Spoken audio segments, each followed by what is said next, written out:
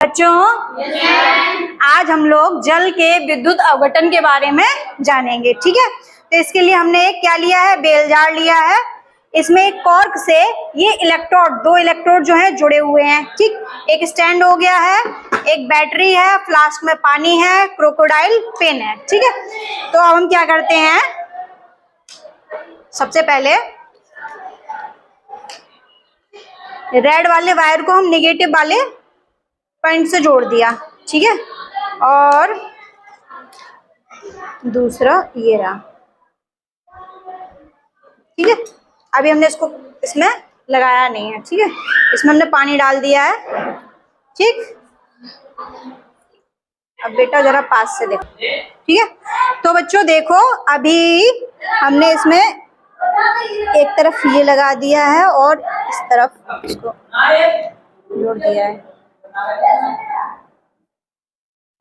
ठीक है, तो बच्चों देखो इसमें क्या हो रहा है, कुछ बुलबुले से उठ रहे हैं। और पास से देखो, बुलबुले उठ रहे हैं कि नहीं उठ रहे हैं, है ना। तो ये बुलबुले क्या हैं, ये बुलबुले जो हैं बच्चों हाइड्रोजन गैस है। क्या है, हाइड्रोजन गैस।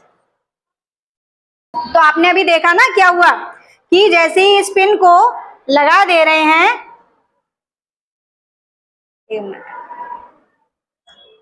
बच्चों, देखा आपने, जैसे इस पिन को लगा रहे हैं इस वाले पर क्या हो रहा है, इस वाले इलेक्ट्रोड पे कुछ बुलबुले दिखाई देने लग रहे हैं। और ये बुलबुले क्या है, हाइड्रोजन गैस है। ठीक है, तो ये क्यों हो रहा है, इसका कारण जानिए। अच्छा बच्चों, ये बताओ जल का सूत्र क्या होता है, H2O सूत्र होता है ना, H2O।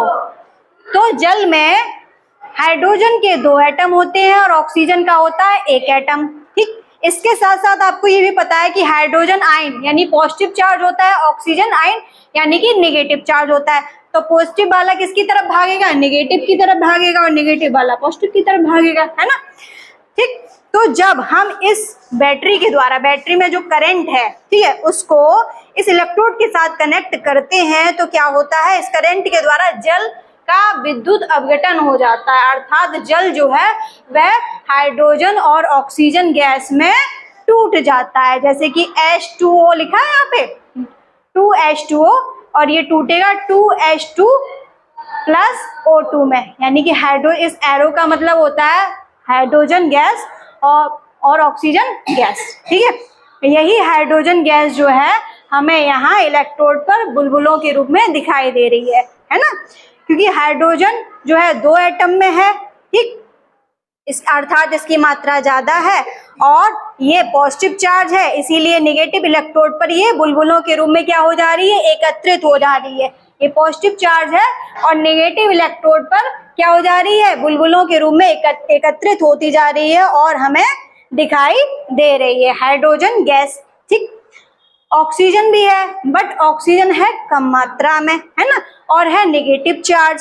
ठीक, तो ये भी दिखाई देगा बट हल्का हल्का दिख रहा है ना। तो ये समझ में आया कि करंट के द्वारा जल जो है उसका क्या हो जाता है, अवघटन हो जाता है हाइड्रोजन में और ऑक्सीजन में। इसी को जल का विद्युत अवघटन कहते हैं। आया समझ में बच्चों।